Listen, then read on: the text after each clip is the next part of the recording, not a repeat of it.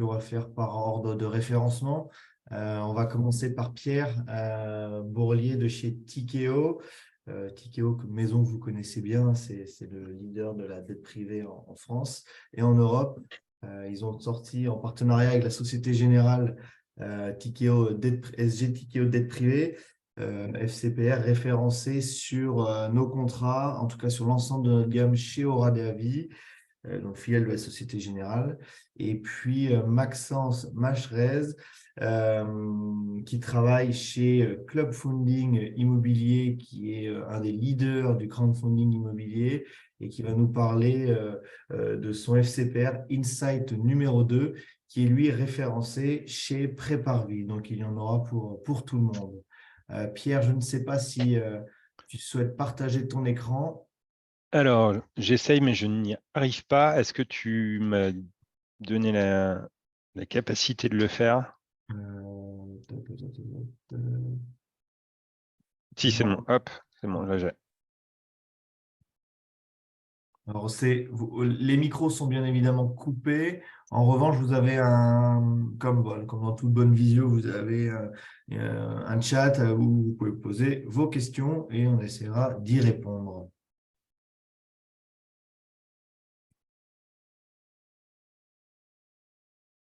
Est-ce que c'est bon pour vous?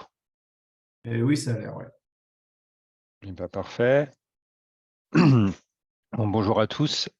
Je suis ravi d'être là pour parler de cette nouveauté et innovation à bien des écarts. Je suis Pierre Bourlier, je travaille chez Tikeo Capital depuis maintenant un peu plus de 4 ans. Je fais partie de l'équipe distribution avec d'autres interlocuteurs que vous pouvez avoir, que sont Michael Beniken, Megan Pasquini ou Guillaume Martin. L'idée d'aujourd'hui, c'était de vous présenter cet UC qui a mis plusieurs années à voir le jour. En fait, sur le non-coté en assurance vie, on a le sentiment qu'on a commencé dans le mauvais sens, c'est-à-dire qu'on aurait dû commencer par la dette privée et ensuite poursuivre avec le private equity.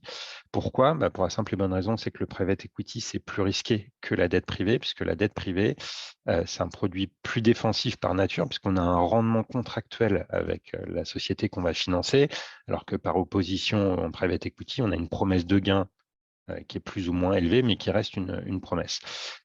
Cet UC, SG Tikeo dette privée, c'est le premier FCPR hors infrastructure qui a le droit de communiquer de manière centrale sur ses aspects ESG. Ce plus haut niveau, on va dire, dans le discours ESG, il a été obtenu parce que nous avons mis en place sur ce fonds-là un objectif de décarbonation pour baisser l'empreinte des sociétés qu'on va financer, mais je reviendrai dessus un peu plus en détail. C'est le premier FCPR qui est 100% investi en dette privée. On a déjà lancé une UC un peu dans ce style-là, mais sous un autre format pour un réseau dédié aux médecins. Ça a été un vrai succès commercial puisqu'ils étaient partis avec une enveloppe de 50 millions et on vient de recevoir un engagement maintenant de 500 millions sur cette UC-là. Pourquoi ça a bien marché? Elle a été lancée en 2021, elle fait son objectif de performance. Il y a une vraie régularité de cette performance, une revalorisation régulière, très peu de volatilité. Et c'est ça qui a beaucoup plu aux distributeurs et aux clients. Sur cette UC, SG Tikeo dette privée, on va viser un rendement assez défensif de 5% net par an. Je reviendrai un petit peu dessus, mais ce qui est intéressant, c'est que cette UC, elle offre le meilleur des deux mondes. Elle offre la prime d'illiquidité de la dette privée, puisque sur les fonds institutionnels qu'on peut gérer là-dessus, il n'y a pas de liquidité. Vous partez en général sur une durée de vie de 8 ans.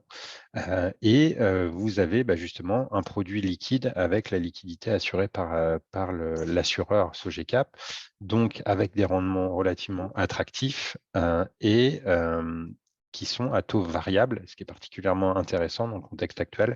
C'est un bon pare-feu inflationniste. Si j'avance un peu dans la présentation, je vous fais juste un bref rappel de la dette privée. Avant la crise financière de 2008, on avait un monopole bancaire.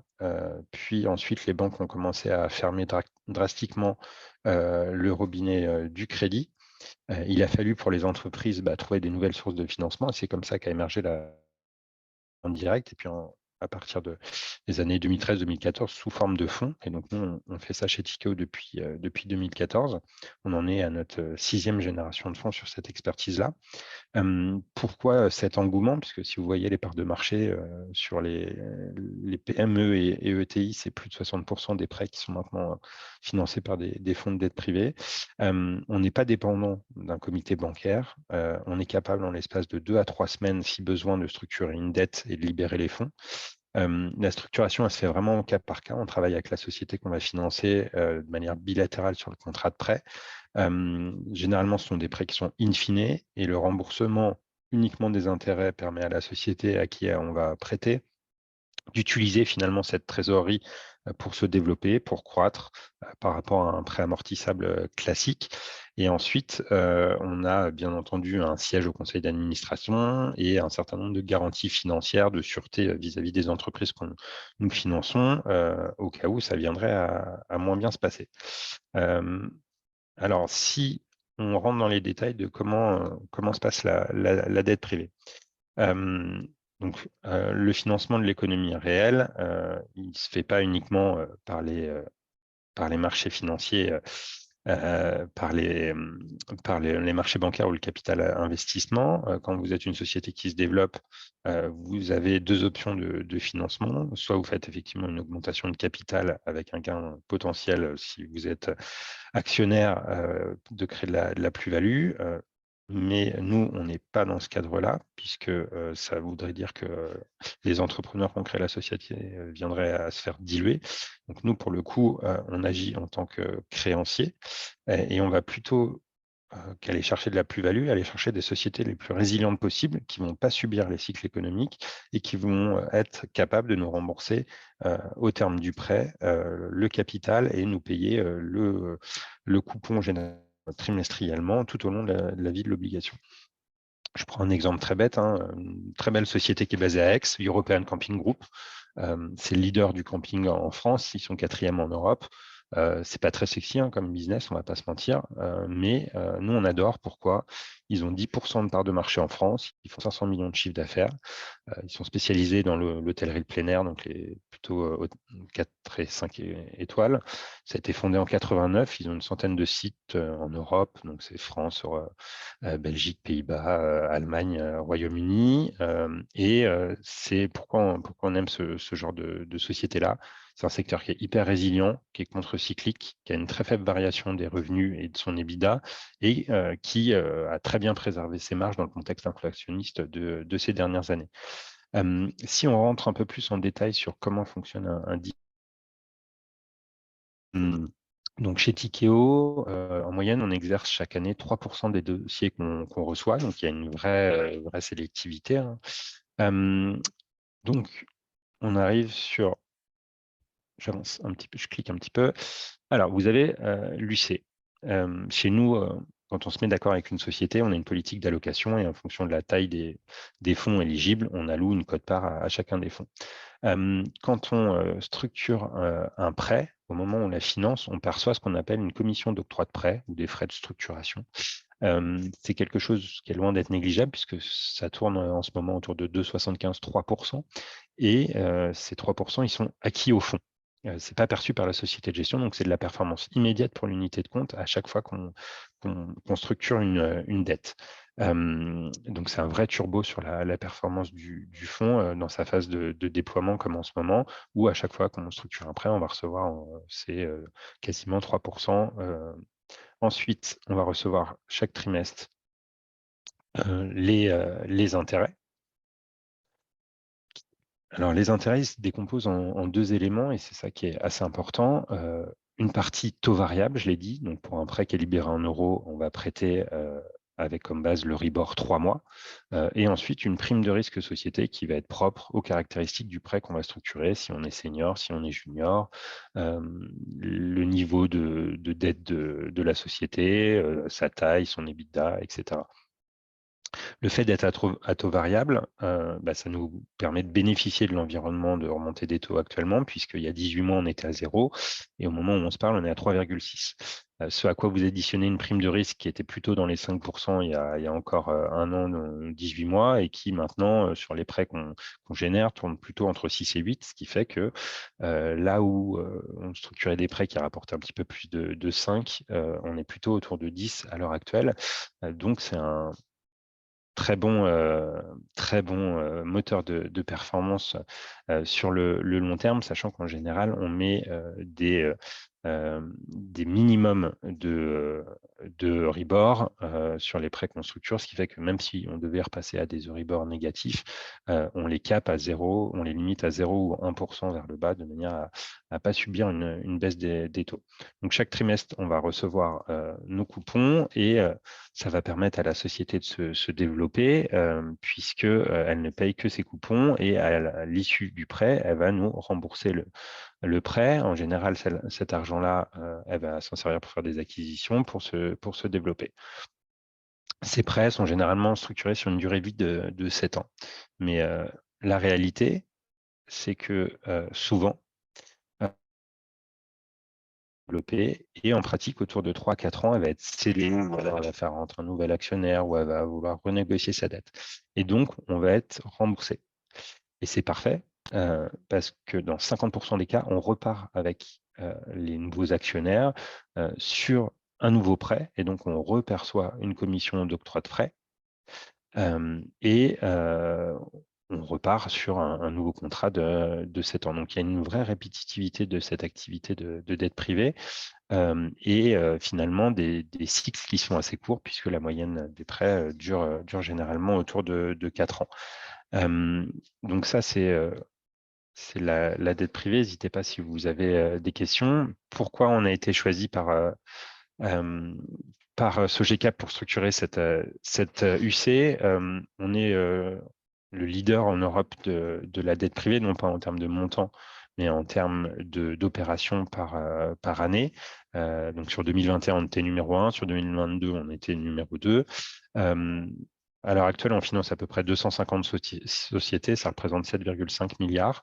On déploie, on va dire, entre 1,5 et 1,7 milliards par an. Quelque chose qui est fondamental pour nous, c'est qu'un bon deal ne prend pas l'avion, et d'où cette implantation locale en Europe, puisque ce sont des fonds qui investissent très majoritairement en Europe, avec des bureaux, vous voyez, en France, au Royaume-Uni, aux Pays-Bas, à Bruxelles, en Allemagne, en Espagne et en Italie, puisqu'on part du principe que si un deal italien n'a pas trouvé de financement en Italie, c'est qu'en général, c'est pour de bonnes raisons. Donc, si ça arrive en France, il vaut mieux pas y toucher. Au niveau des sociétés qu'on peut financer, pour vous donner un ordre d'idée, c'est des sociétés avec des EBITDA entre 7 et 100 millions. Ça fait des valeurs d'entreprise entre, on va dire, 50 et 1 milliard. Et sur la taille des prêts qu'on peut faire, c'est entre 10 et 300 millions. On va avoir tendance, à partir du moment où on passe les 100, 150 millions, à syndiquer le prêt, c'est-à-dire que on va en garder une partie et on va en proposer en co-investissement, soit à nos investisseurs, soit qui rentrent en direct sur un prêt, soit à des fonds concurrents qui ont travaillé sur l'opération, par exemple, et de manière à ne pas être trop exposé à une société. L'idée sur cette unité de compte, c'est d'avoir au moins 50 lignes en portefeuille. On n'a pas de contraintes sectorielles, mais il y a des secteurs qu'on aime beaucoup et d'autres un petit peu moins. Dans les secteurs qu'on aime beaucoup, on participe pas mal à la concentration du secteur de la santé, que ce soit pour les vétérinaires avec une société qui s'appelle VetOne, pour les dentistes avec une société qui s'appelle Dantego. Après, dans d'autres marques que vous pouvez connaître du grand public, on a Coyote, l'avertisseur de danger, Jimmy Fairley dans les lunettes, Château Forme, où vous avez peut-être fait des séminaires, ou Academia dans les coins à domicile. Là, vous avez les caractéristiques un petit peu de tout ce qu'on vient de se dire, mais en résumé, c'est que dans à peu près 75-80% des cas, on est senior, c'est-à-dire qu'on est les premiers à être remboursés si ça se passe mal après l'État et les salariés. Si ça vient à se compliquer, on va utiliser les nantissements qu'on peut avoir sur les titres de la société, des filiales, sur les comptes bancaires. dans 75% des cas, on réalise des financements d'acquisition, donc on participe au financement souvent de fonds de private equity qui vont faire des acquisitions. Parfois, on intervient après une dette bancaire et on est junior, c'est-à-dire qu'on est en dette mezzanine ou PIK, c'est ce que vous avez sur le graphe de droite, mais souvent on est prêteur unique et souvent sous la forme d'une unitranche, c'est-à-dire qu'on est le seul prêteur de la société et c'est beaucoup plus simple cette structure-là. Pourquoi? Parce que plus vous avez de prêteurs, plus vous avez d'intérêts divergents et plus c'est compliqué de se mettre d'accord quand la situation vient à se compliquer. Sur les opérations qu'on peut financer, on finance des sociétés avec au moins maintenant 55 à 60% de coussins de fonds propres. Ça veut dire quoi? Ça veut dire que pour que la valeur de notre instrument de dette soit impacté et baisse de valorisation, il faut que la valeur de l'entreprise soit divisée par 2. Donc, on a quand même une assez bonne protection. On a un taux de perte chez Tikeo qui est de 0%. On n'a aucun défaut qui a créé des pertes pour les fonds qui détenaient ces lignes-là. Au niveau du fonds de l'UCAG Tikeo Dette Privée, on a modélisé le fait qu'on allait avoir 5% de défaut sec, c'est-à-dire la ligne valait 100, elle passe à 0. Je l'ai dit, on est à 0% historiquement, et surtout, comme on est prêteur senior dans une grande partie des cas, on se retrouve avec généralement une valeur de 60%, l'historique c'est ça, de taux de recouvrement de 60%. Donc on voit bien qu'il faudrait plus que 5% de taux de défaut du portefeuille pour avoir cet impact-là. Donc on voit que le 5% de TRI net assez conservateur, il est aussi conservateur, puisqu'on part du principe que le RIBOR ne va pas rester aussi élevé tout au long de la vie du produit. C'est un produit qui a 6 ans de durée d'investissement et 10 ans de durée de vie. On est parti sur un Euribor à 1,5. La réalité, c'est qu'il est plus du double à l'heure actuelle. On voit qu'on a encore largement du gras et de la performance en plus qu'on peut générer. Et si ensuite j'avance un petit peu et je rentre dans l'UC en elle-même, donc la dette privée à la base c'est un marché qui est très institutionnel, hein. Les fonds qu'on peut gérer nous là-dessus sont des véhicules qui pèsent plusieurs milliards d'euros. Ce qui plaît beaucoup aux clients finaux, c'est qu'ils participent au financement de l'économie réelle. Il y a un vrai maillage territorial. On va beaucoup mettre en avant dans les reportings des exemples locaux de sociétés qu'on a pu financer. La vocation de ce produit, c'est de contribuer à l'accord de Paris adopté en 2015, puisque en l'état actuel des choses, si on ne fait rien, on va se retrouver avec une température sur la planète qui va augmenter de 3 degrés et ce n'est pas tenable. Et malheureusement, beaucoup se disent que ce sont des initiatives individuelles qui vont changer les choses. Mais la réalité, c'est que 3/4 des efforts sont censés venir du secteur privé et que c'est très bien de prendre le train plutôt que l'avion pour aller à Marseille en week-end. Mais fondamentalement, ce n'est pas ça qui va réduire massivement les émissions de gaz à effet de serre. Du coup, qu'est-ce qu'on a mis en place comme axe de décarbonation?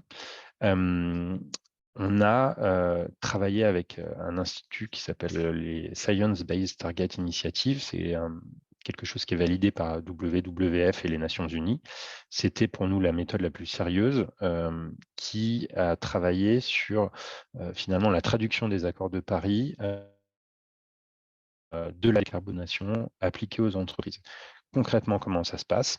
Quand on a une société qui veut aller dans cet axe-là de décarbonation et à qui on va prêter de l'argent, pré-investissement, on va faire réaliser par un prestataire externe à Tikeo un bilan carbone de la société qui va servir de point de départ comme objectif de décarbonation. Et ensuite, tous les ans, on va demander un nouveau bilan carbone pour vérifier l'atteinte des objectifs annuels qu'on a fixés. Et c'est ça qui nous permet de suivre efficacement la courbe de décarbonation de l'entreprise. C'est quantifié, c'est scientifique, donc c'est factuel. Et du coup, c'est ça que l'AMF demande, puisque en ce moment, elle est à lutter contre le greenwashing. Donc, il fallait quelque chose de scientifique à lui apporter. Et qu'est-ce qui fait qu'elle devrait faire finalement ces efforts on va l'inciter. On va donc réduire le coût de sa dette en fonction de l'atteinte de ses objectifs. Et à l'inverse, on va augmenter le coût de sa dette si elle ne respecte pas cette trajectoire. Donc cet objectif atteint, ça correspond à une prime de risque diminuée de 10%. Donc si j'ai prêté sur la partie prime de risque à 6%, je vais lui enlever 0,6 de taux, et à l'inverse, je vais l'augmenter de 0,6.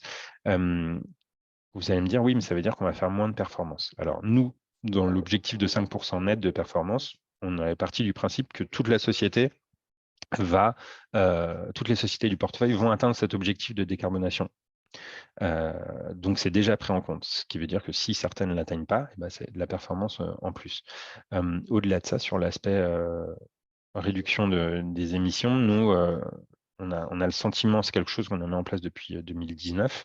On était un peu avant-gardiste à l'époque, mais on a une vraie conviction, c'est que c'est un chemin, la décarbonation, que toutes les sociétés vont être amenées. Si vous êtes une entreprise qui n'est pas engagée là-dedans, votre profil de risque va se dégrader. Vous allez avoir du mal à trouver des acquéreurs, vous allez avoir du mal à vous financer. Je prends l'exemple d'une société qu'on a en portefeuille qui s'appelle Prodware.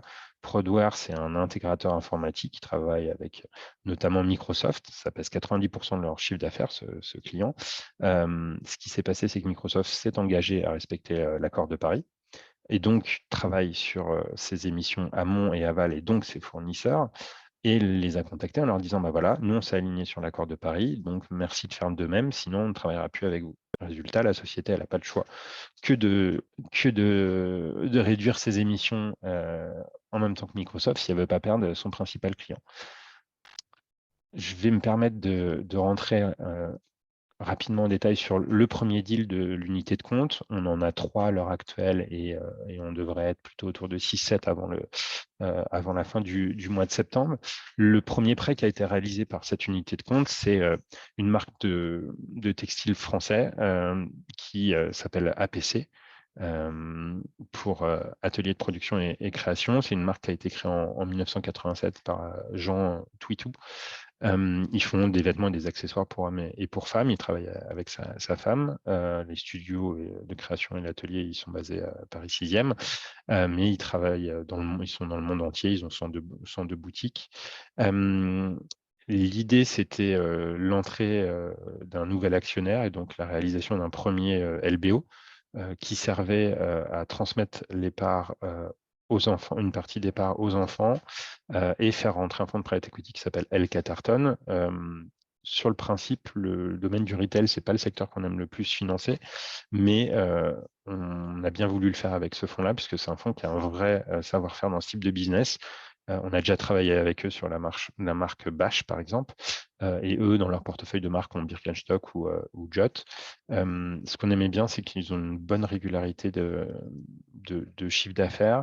Ils ont une collection permanente qui pèse 34% du chiffre d'affaires, et ensuite, ils font des collections saisonnières, des collaborations. Ils sont présents dans le recycling des vêtements depuis très longtemps, mais ils ne l'avaient pas mis en avant, alors que toutes les marques sont en train de le faire désormais. Ils sont très bien diversifiés en canaux de production, et ils sont un peu plus faibles que les autres sur l'aspect online, réseaux sociaux, et donc il y a un petit travail à faire là-dessus, selon nous, par rapport à des marques. Et ils étaient déjà meilleurs élèves que pas mal de leurs concurrents sur leur sourcing, puisqu'ils confectionnent beaucoup au Portugal, au Maroc. Ce prêt-là, pour vous donner un ordre d'idée, on l'a réalisé donc, pour une durée de vie de 7 ans à quasiment 10% quand vous faites Euribor plus la prime de risque de 6,25. Donc vous voyez que c'est assez rémunérateur sur une société qui est très peu endettée, qui a un taux de levier vraiment assez faible. Et sur l'axe de décarbonation qu'on a travaillé, ça va être sur le choix des matières premières, sur les processus de production avec des circuits, on va dire, plus courts et plus rapprochés, et continuer d'intensifier le côté circulaire de recyclage des vêtements. Je n'ai pas le temps de rentrer en détail dans toutes les sociétés, mais par exemple, on a financé une société qui s'appelle FSD, qui est une très belle société. Ils font 1,4 milliard de chiffre d'affaires en 2021-2022, et pour 2023. Ils font plus de 130 millions d'EBITDA depuis plusieurs années. Là, pour le coup, on prête à quasiment 9%. Et c'est une société qui a été créée en 61 et qui est toujours gérée par la même famille et qui travaille dans le domaine des constructeurs automobiles. Je travaille avec Stellantis, avec Volkswagen, avec Renault. C'est une société qui était très peu endettée. Et du coup, on a travaillé sur une dette pour eux. Et enfin, le troisième deal qu'on a réalisé, c'est Flexitech. C'est un rendement de plus de 10% sur ce prêt-là. Il y en a 7 millions dans l'UCITS OSG dette privée. Et là, pour le coup, on continue d'accompagner un fonds de private equity qui s'appelle Sun Capital. C'est une très belle société qui est spécialisée sur un pan très technique. Ce sont les tuyaux hydrauliques pour l'industrie automobile. En guise de conclusion, parce qu'on arrive à la fin du délai, ce produit-là, de ce qu'on peut voir, c'est un vrai relais du fonds en euros, SRL 4, qui vient permettre un peu d'aller chercher les taux boostés qu'on peut avoir dans les compagnies d'assurance. On le voit, hein, nous, sur les produits qu'on a lancés il y a bientôt 2 ans, on a 60% des flux qui venaient d'arbitrage du fonds en euros. Au niveau des termes, je l'ai dit, c'est 10 ans de durée de vie. Le produit va être commercialisé jusqu'à la fin 2024. Pendant 6 ans, on déploie ce fonds-là pour atteindre cet objectif d'une 50aine de lignes. Si on a des remboursements pendant la durée d'investissement, on recycle l'argent. Et par contre, à partir de 6 ans, vous allez avoir des retours d'argent, que ce soit les coupons ou les remboursements de prêts, puisqu'ils ne seront plus capitalisés au sein de l'UC, mais ils seront versés sur le contrat. On a une liquidité 2 fois par mois, puisque la VL est bimensuelle. Il est accessible à partir de 5 000 euros. Les frais de gestion sont de 1,75 et donc c'est un FCPR de droit français. Donc voilà, je ne sais pas si vous avez des questions sur cette UC de dette privée. Encore une fois, c'est un produit relativement peu volatile, puisqu'en fait, on capitalise, on valorise coupon couru les intérêts trimestriels. Donc, vous verrez assez vite la VL en escalier.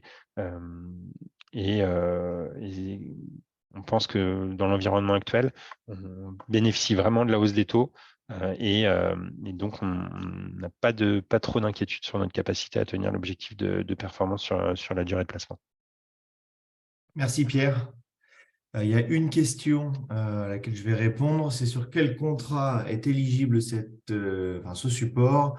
C'est sur l'ensemble de nos contrats assurés par Aura DAVI, c'est-à-dire une UNEP multisélection plus, une UNEP capitalisation, ainsi que le contrat qui nous est mis à disposition par la compagnie pour les personnes morales. Alors, il y en a 2, contrat personne morale à l'IS non commercial et à l'IS commercial. Il y en a donc 2, puisque pour les IS commerciales, c'est toujours compliqué d'avoir un contrat. Et maintenant, on en a un chez Oradea également. Et donc, vous retrouvez ce support sur ces contrats. Petite précision, donc tu l'as dit Pierre, c'est 5 000 euros le ticket minimum et c'est par contre 50% maximum des contrats. Voilà, écoutez, je pense que… Pierre, il y a une question, pourquoi ne pas avoir fait un fonds Evergreen? Alors, l'AMF ne nous a pas autorisé à faire celui-ci en Evergreen, malheureusement, mais ce n'est pas impossible qu'on retrouve plus tard la même chose en Evergreen et potentiellement avec d'autres assureurs, mais celui-ci n'a pas été autorisé par l'AMF, qui est en train de changer un petit peu sa doctrine. Et donc, elle avait arrêté les evergreens pendant quelques trimestres et là, elle recommence à en valider. Donc, on va retravailler sur de nouveaux formats. Bien, merci Pierre. Il y a Prisca qui a levé la main. Et c'était sa question. C'était ça. Bon, bah voilà, c'est bon. Maxence, c'est à toi pour Insight numéro 2, fonds donc référencé pareil sur l'ensemble de nos contrats chez Préparvis, donc à destination des personnes physiques ainsi que des personnes morales. Alors, je rappelle que vous retrouvez le détail de tous ces fonds, que ce soit plaquettes commerciales ainsi que l'annexe sur notre site internet. On a fait un gros travail sur notre site commercial, travail qui n'est pas terminé, mais en tout cas sur la partie offre FCPR, enfin Private Equity. Vous retrouvez vraiment l'intégralité des informations qui vous sont communiquées aujourd'hui sur notre site, sur la page Private Equity. Maxence, c'est à toi. Merci Guillaume. Bonjour à tous. Merci Pierre pour cette introduction sur la dette privée. Ça va me permettre de gagner pas mal de temps sur l'explication. Car le fonds que je vais vous présenter aujourd'hui, donc c'est Insight 2, qui est un fonds de dette privée, donc sur de l'immobilier. Donc cette fois, il y a un sous-jacent qui est différent. Et comme ça, on va dire dans les grandes lignes, vous avez déjà eu une bonne introduction sur la dette privée. Pour déjà vous présenter notre structure, hein, donc Club Funding AM est la société de gestion du groupe Club Funding. Club Funding qui est connu aujourd'hui pour le crowdfunding immobilier. On est le leader aujourd'hui en France et en Europe sur le crowdfunding immobilier avec plus d'1 milliard de projets, enfin plus d'1 milliard d'euros de fonds financés sur des projets immobiliers. Les chiffres sont même pas tout à fait au jour, hein. Je crois qu'on a plus de 1000 projets financés. On représente un tiers de part de marché. On intervient vraiment dans toute la France. Donc forcément, on a une grande dominante en Paris-Île-de-France parce que c'est là qu'on va avoir les sujets les plus importants. On commence à intervenir également en Europe. De la même manière que Tikeo, on reste sur des pays vraiment limitrophes avec la France. Et surtout, ce qui est important de retenir, parce qu'aujourd'hui, on a 0% de taux de défaut sur l'ensemble des projets qu'on a financés. Donc, sur le milliard financé, on a déjà environ 500 millions qui ont été remboursés et le reste actuellement en cours de remboursement. Petite chose que j'ai pas précisé, donc Club Funding a été créé en 2014 et l'année dernière on a rejoint le label French Tech Next 40.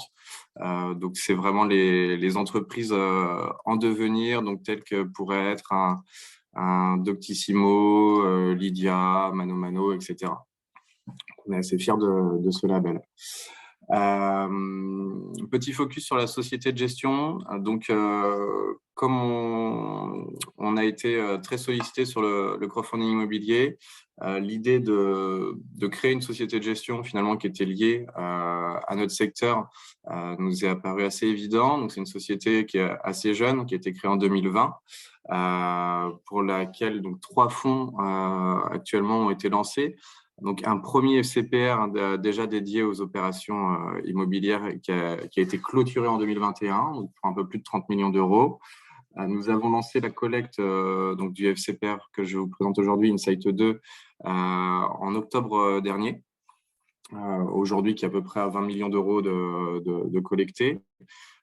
Et nous venons tout juste de closer un deal donc sur un fonds qui s'appelle First, qui est un fonds de financement unitranche qui est réservé à des investisseurs professionnels. Donc c'est un fonds qu'on avait élaboré avec la banque City, où on va vraiment cofinancer des projets avec eux. Donc ce qui est intéressant, c'est que cet institutionnel nous a fait confiance pour intervenir sur des financements de projets en France. Aujourd'hui, c'était assez peu implanté sur le marché français. Et donc c'est un fonds de 120 millions d'euros, donc ce qui vient effectivement bien augmenter l'AUM sous gestion. En quelques chiffres, donc effectivement, l'AUM du coup global, on est aux alentours des 170 millions. Et les rendements annuels moyens qu'on a pu proposer historiquement sur la société de gestion sont de 7% net de frais. Et donc aujourd'hui, le contrat est référencé chez Préparvis sur le contrat UNEP Évolution. Les caractéristiques principales de ce fonds, après je rentrerai vraiment sur le type de projet financé, hein, mais donc, comme je vous l'avais dit, on a un rendement annuel cible qui va être de 7% net de frais. C'est un fonds qui va être accessible à partir de 10 000 euros. On a un horizon cible d'investissement qui est de 6 ans. Comme pour le FCPR de Tikeo, on n'est pas sur un fonds evergreen. C'est un fonds qui a une durée de vie limitée. Effectivement, c'est assez complexe aujourd'hui de faire des FCPR evergreen.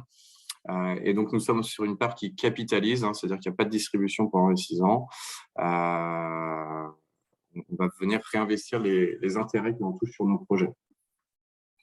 En termes de calendrier, donc nous sommes actuellement en cours de période de collecte. Ensuite, donc on a mis effectivement juillet 2023, mais comme le référencement est récent, vous voyez, on peut prolonger la période de collecte, donc ce qui sera le cas, on va le prolonger jusqu'à juillet 2024. Et ensuite, le fonds, lui, a une durée de vie qui sera octobre 2028.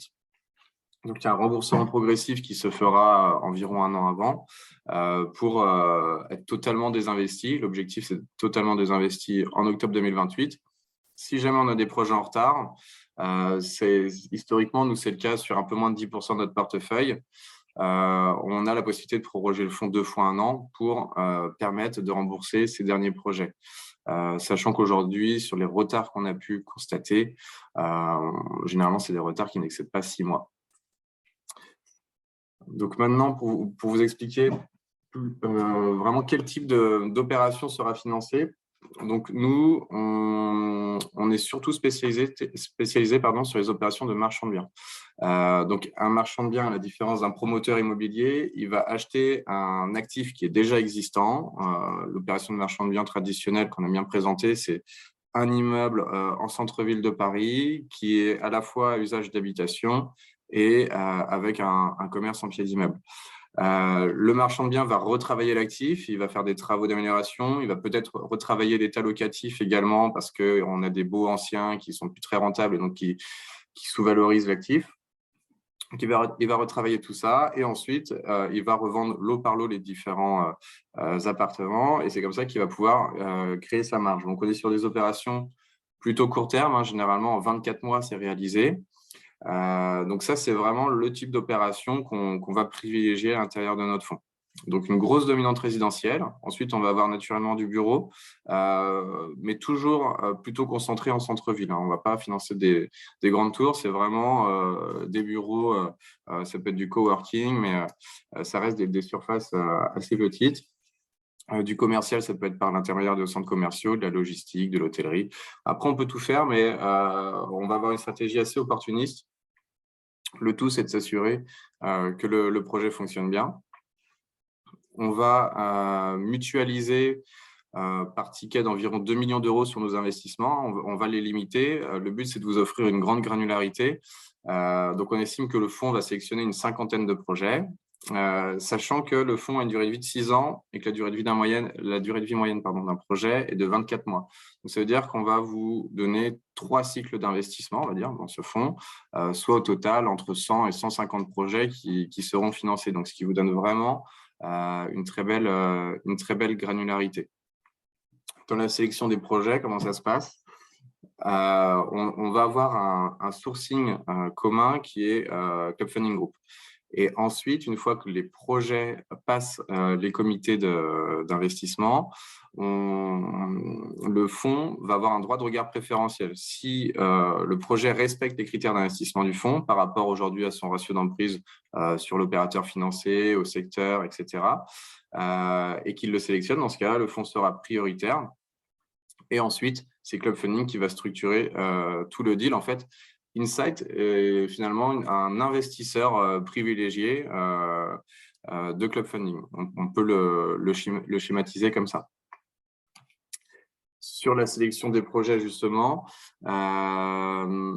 aujourd'hui, donc, on fait un gros filtre sur nos projets, c'est-à-dire qu'il y a un premier filtre qui est réalisé par notre équipe sourcing, donc qui reçoit l'ensemble des projets. Généralement, ils en sélectionnent à peu près 1 sur 2, déjà qui sont assez vite écartés avec la récupération des premières pièces. Ensuite, nos équipes d'analyse vont faire une étude plus poussée. On va faire une étude corporate, donc déjà pour s'assurer de tout simplement du fait que la structure que l'on vient financer est viable. On va demander un track record de 3 ans à minima, vraiment un professionnel de l'immobilier. Parfois, on est sollicité par des personnes qui souhaitent se lancer dans les opérations de marchand de biens, mais nous, justement, le but, c'est de montrer à nos investisseurs que c'est des vrais professionnels de l'immobilier qu'on vient financer. On a pu financer, par exemple, la compagnie de Falsbourg, qui a une foncière vraiment à plusieurs milliards d'euros. Donc, on peut être sur des très grosses structures avec du gros patrimoine. Et ensuite, une fois que cette étude corporate est réalisée, on va faire une étude cette fois vraiment focus sur le projet en question. On va bien sûr se rendre sur place et surtout, avec tous les éléments chiffrés que va pouvoir nous apporter l'opérateur, on va regarder quelle est la marge dégagée, quel est notre point mort, en fait, le point de non-retour, à quel moment les investisseurs risqueraient de perdre de l'argent, pour voir si c'est un projet viable auquel on croit et de voir si on y va. Si c'est positif du point de vue des analystes, on a un premier comité interne, donc avec la direction de Club Funding, pour valider les conditions, à quel taux on va le financer, quelle durée, quelle garantie on met en place. Ça, c'est important, je reviendrai dessus tout à l'heure. Comme on est sur des projets vraiment ciblés, en fait, à la différence d'un financement corporate où vous venez financer une entreprise, là, c'est vraiment une ligne de crédit qui est affectée à un projet immobilier. Donc, ce qui nous permet d'avoir des garanties également qui sont ciblées sur le projet en particulier. Et une fois que le comité interne est passé, on va avoir un comité externe. Donc là, cette fois, ce sont des investisseurs, généralement, ce sont des professionnels de l'immobilier. Ça peut être des professionnels du crédit, justement des marchands de biens, des banquiers. Et donc, ce sont généralement des investisseurs Club Funding. Donc, sur chaque projet qu'ils valident, ils vont également placer de l'argent pour vous montrer que vraiment, ils croient en ces projets. Donc, maintenant, pour vous expliquer quel type de projet on peut venir financer.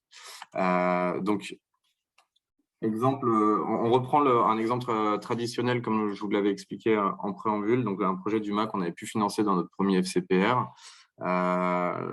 C'était une opération à 3 millions d'euros. Enfin, le besoin de financement de l'opérateur était de 3 millions d'euros. Maturité de 24 mois. Donc, vous voyez, on est vraiment traditionnel. Donc là, c'est une opération qu'on avait pu financer à un taux d'intérêt de 10%. Le groupe, c'est la foncière Bono, donc, qui a été créée en 2015, qui est vraiment spécialisée dans les opérations de marchand de biens à Paris. Et donc, comme je vous l'ai indiqué, vous voyez, il achète un immeuble en R+6, il va rénover les parties communes, faire quelques évictions de locataires et ensuite revendre lot par lot. Sur ce projet, on le voit sur le tableau de financement qui est ici, il y a un crédit bancaire qui a été sollicité pour 17,5 millions. L'opérateur apporte, lui, 3 millions d'euros. Club Funding apporte 3 millions d'euros et l'opérateur, lui, apporte 1,1 million. Donc, on voit qu'il y a 3 parties prenantes. Et donc, on a pu prendre en garantie sur ce projet, en sûreté, si l'opérateur, on avait des difficultés à se faire rembourser, on peut venir le chercher sur sa caution personnelle. Donc, lui, il avait un patrimoine net à 6,8 millions.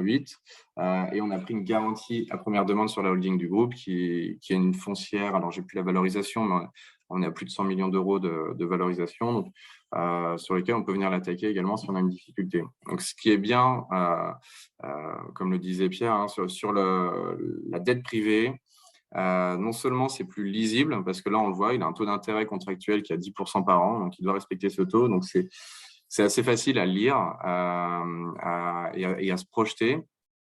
Beaucoup moins de volatilité et surtout, on va pouvoir mettre en place des sûretés en face de nos opérations, ce qui nous permet de nous sécuriser un maximum. Bien sûr, il y a toujours un risque de perte en capital, mais on arrive à vraiment bien le maîtriser. Et ensuite, ce qui va être intéressant, c'est de voir finalement le bilan chiffré de l'opération que l'on va réaliser. Donc, vous voyez, il achète son foncier pour finalement un prix au mètre carré moyen de 8 200 du mètre carré, donc sachant qu'on est dans le 17e à Paris, donc il a plutôt bien acheté. On va chiffrer les différents postes pour retrouver son prix de revient, qui est 10,6 millions.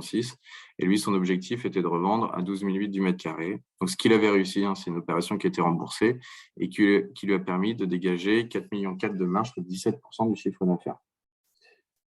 Deuxième exemple, donc cette fois, on est sur un financement unitranche. Donc, Pierre, vous l'avez également expliqué à son niveau, hein, c'est-à-dire que le premier, on était sur la dette mezzanine, c'est-à-dire qu'il y avait une banque qui intervenait, donc qui était en premier rang sur le financement. Là, en revanche, on est en unitranche, c'est-à-dire qu'on est les seuls intervenants, on le voit ici, on prête 7 millions d'euros. Donc, le fonds n'avait pas financé 7 millions, hein, il avait une participation de l'ordre de 2 millions d'euros. Et quand c'est comme ça, on va cofinancer avec la plateforme. Le but, c'est que le fonds, dans tous les cas, n'ait pas des lignes trop importantes sur un projet. Ou même sur un opérateur, s'il multiplie les lignes, c'est pareil, il ne va pas avoir une exposition trop importante pour vraiment que vous ayez la meilleure granularité possible. Et l'opérateur va apporter, lui, 2 millions d'euros de fonds propres. Donc là, on était sur un projet de bureau à Orléans. Donc ici, vous voyez, sur les opérations de bureau, ça peut être assez simple, c'est-à-dire que l'enjeu sur les opérations de bureau, c'est de trouver un locataire de qualité donc pour mettre un bail long terme, ce qui va donner une valorisation à l'actif pour l'institutionnel qui va souhaiter l'acheter derrière. Et l'institutionnel, lui, va se baser sur un taux de cap, c'est-à-dire quelle est ma rentabilité sur l'actif et ce qui va déterminer finalement, on va dire, indirectement le prix de l'actif. Et donc là, on finançait un groupe qui était spécialisé typiquement dans ce genre d'opération avec un patrimoine à plus de 130 millions d'euros. Vous voyez, ça reste quand même des opérateurs qui ont déjà de très belles structures. Et donc, tout l'intérêt du financement unitranche, c'est qu'on a pu mettre en place une hypothèque de premier rang sur l'actif, donc c'est-à-dire garantie réelle. Les garanties personnelles vont être les cautions, les GAPD, tout ce qui finalement n'est pas vraiment palpable, hein, c'est sur un patrimoine de manière générale. Tandis que là, on prend une garantie réelle. Donc, nous, on va surtout avoir des hypothèques ou des fiducies sur titres ou sur actifs. Là, c'est-à-dire que vous avez vraiment un actif tangible entre les mains et si ça ne va pas, vous allez pouvoir forcer la vente de l'actif pour vous faire rembourser. Donc, lui, son coût d'acquisition de l'actif, il l'avait acheté 7,6 millions. Et nous, notre émission obligataire, on l'a limité à 7 millions, hein, donc à son coût d'acquisition. Donc, ce qui veut dire que, sachant qu'il va retravailler un peu l'actif, on ne va pas s'exposer au-delà de la valeur de l'actif que l'on finance. Parce que lui, son coût de revient est plus important, mais ça veut dire que c'est davantage l'opérateur qui va prendre le risque plutôt que nos investisseurs. Et donc, sur cette opération, il a pu réaliser une marge de 2,3 millions, soit 19% du chiffre d'affaires. Là, vous voyez, on était sur une maturité beaucoup plus courte. C'est vrai que je vous dis que la maturité moyenne est de 24 mois. On a des projets qui vont de 6 mois à 36 mois, pour être assez large. 80% du temps, on va être sur du 24 mois. On va avoir des cas particuliers. Et surtout, nous, en fait, on chiffre une opération par rapport à son délai le plus probable. Mais évidemment, il y a plein de facteurs qui peuvent faire varier ces délais. Et typiquement, sur les opérations de bureau, s'ils trouvent vite un locataire et que le prix en devient intéressant, ils peuvent réaliser des opérations de marchand de biens, comme on le voit ici, en moins d'1 an. Donc, parfois, ça peut aller très vite. Je vais vous présenter un track record sur ce que l'on a pu réaliser au travers de nos fonds, parce que j'imagine que Club Funding, ce n'est pas encore une société que vous connaissez très bien. Donc, le but, c'est de vous montrer ce qu'on a pu faire par le passé. Donc, sur le premier FCPR que nous avions lancé, donc encore une fois, spécialisé vraiment en opération de marchand de biens, nous, aujourd'hui, c'est 90% de notre activité en marchand de biens. Très peu de promotion immobilière, surtout que je pense que vous l'entendez nécessairement. Aujourd'hui, le marché immobilier est compliqué et c'est d'autant plus vrai en fait pour la promotion immobilière où vraiment les bons de commande des chantiers ont complètement chuté, les transactions ont du mal à se réaliser.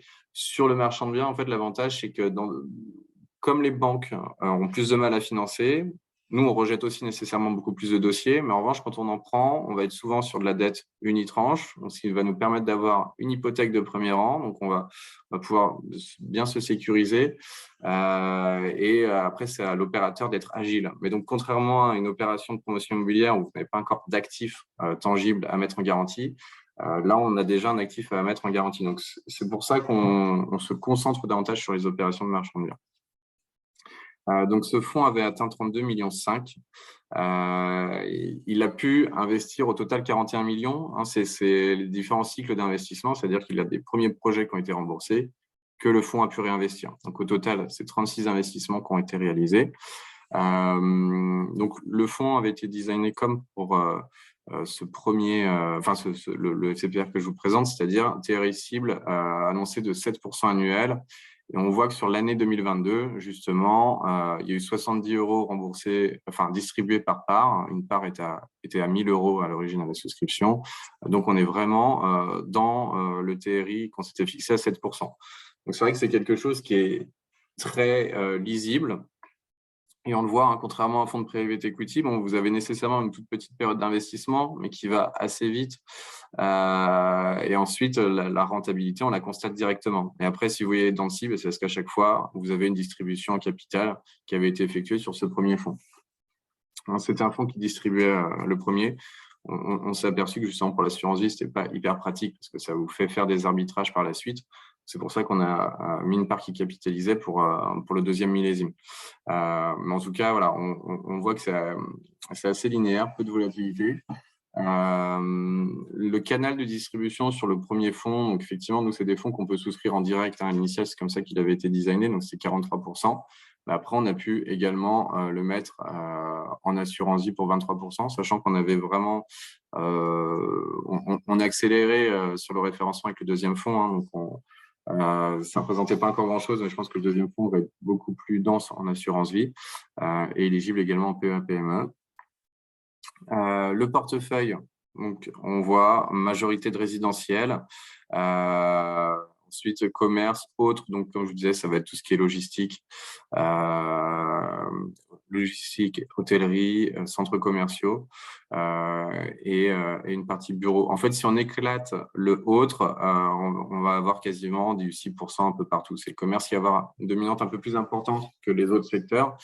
Pourquoi? Parce que on est surtout sur des opérations de marchand de biens en centre-ville et vous avez quasiment systématiquement un commerce en pied d'immeuble. Donc, même quand on finance du bureau, on a un commerce. Donc, nécessairement, les chiffres du commerce augmentent. Et sur les zones géographiques, ce premier fonds, donc Paris-Île-de-France, vous le voyez ici, donc ça représentait 33%. On avait des gros sujets aussi en région PACA. C'est vrai que sur le sud de la France, il y a des vrais besoins aussi. On a financé des grosses opérations de centres commerciaux à Nice qui ont pu être remboursées, donc qui ont bien augmenté la région PACA sur le portefeuille. Et après, on a quasiment 50% de toutes les autres régions en France. Sur Insight 2 maintenant, donc le fonds qui nous concerne, la taille de cible du fonds sera de 100 millions d'euros. Donc, comme je vous disais, actuellement, on est à 20 millions d'euros collectés. Le montant cible d'investissement est d'1,5 million à 2 millions par projet, soit un total, comme je vous l'avais dit, de 130 à 150 lignes. La valeur liquidative a commencé, ça y est, comme le fonds est en période d'investissement, ce qui est intéressant pour vos clients, c'est que il touche de la rentabilité dès maintenant. C'est-à-dire qu'on a une valeur liquidative, donc des points d'entrée qui sont bimensuels. Et là, vous pouvez toucher une pleine rentabilité dès maintenant. On avait 3 types de parts sur ce fonds. Donc, ce que je vous présente aujourd'hui, c'est la part A, qui est la part qui capitalise. Donc, vous voyez en bleu foncé ici. On a la part B qui distribue trimestriellement, donc celle-ci qui n'est pas éligible en assurance vie. Donc, toujours là dans le ci parce qu'il y a une première distribution qui a été faite. Et on a une part C qui est réservée aux professionnels et institutionnels, qui est un petit peu moins chargée en frais, donc ce qui explique qu'elle est passée au-dessus de la part A. C'est intéressant justement de revenir sur les frais, parce que je ne vous l'avais pas indiqué. Les frais de la part A sont de 2,15% annuels, donc il n'y a pas de droit d'entrée. Et ensuite, c'est 2,15% annuels de frais de gestion. Donc, c'est intéressant. Pourquoi? Quand vous regardez notre portefeuille d'investissement par taux, c'est-à-dire les projets qu'on a financés, à quel taux est-ce qu'on vient les financer? Sur notre premier fonds, en fait, on n'a quasiment que des projets à 9-10% et quelques exceptions à plus de 10%. Là, aujourd'hui, les projets à 9-10%, c'est 60% du portefeuille. Ensuite, on a 16% entre 10 et 11 et 23% supérieur à 11%. Donc, il y a une augmentation des taux qui est connue dans l'immobilier, et ça s'est vérifié également sur la dette privée dans l'immobilier. De plus en plus, on vient financer des projets à 11-12%. Donc, quand on avait designé le fonds à l'époque, on l'avait basé sur un taux qui était plutôt historiquement à 10%. C'est ce qu'on a pratiqué depuis notre création. Là, aujourd'hui, si vous enlevez 2,15% de frais de gestion à des taux qui sont plutôt à 11-12%, on est clairement sur un TRI cible qui devrait dépasser les 7%. On estime plutôt un 8% en rendement en net de frais pour nos investisseurs, dans la mesure où on n'aurait pas de défaut, bien entendu. Ensuite, sur le portefeuille, donc là, pas de surprise, on est toujours sur une dominante en résidentiel, et après les autres secteurs qui sont assez bien répartis.